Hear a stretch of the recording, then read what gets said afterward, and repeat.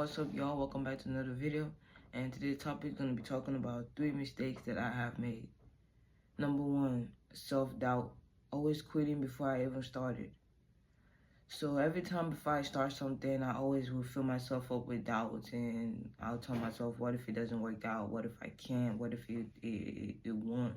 You know, what if the negative what ifs is always filling in my head. And then before I even started, I just fall back and I quit, and I tell myself, yeah, I'm not doing this no more. But what if it actually does work out? Why is it that we always tend to fill ourselves out with negative scenarios of things? We can never fill ourselves out with positive scenarios. So I stopped doing self-doubts, and I stopped quitting before I ever started the game.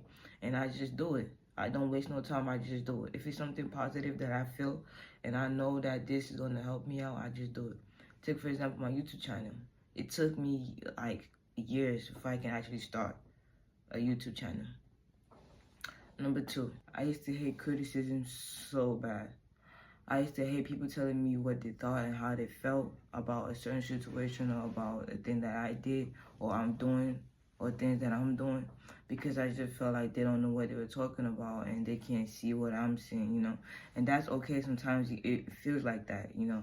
You might think this person doesn't see the bigger picture. They can see what I'm seeing, so why should I listen to them? But honestly, you can always get something positive from what someone else is saying, even if what they're saying is negative. There's always going to be something positive that will spill out. So constructive criticism is really necessary and essential if you want to grow in life. Number 3, always hating my alone time or my alone space.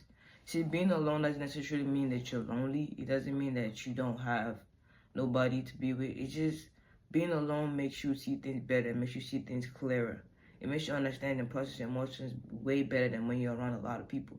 Take, for example, someone to say something to you. Obviously, in that moment, you want to lash out. You want to get mad. You want to just start talking and start spazzing and saying whatever comes to your head, correct? And if you're not careful, you might say some things that you don't really mean, and that might break up a friendship or relationship. So sometimes being alone, you're able to process what just happened, and you can able to see the bigger picture. You're able to see the bigger picture. You're able to do things better and see things clearer.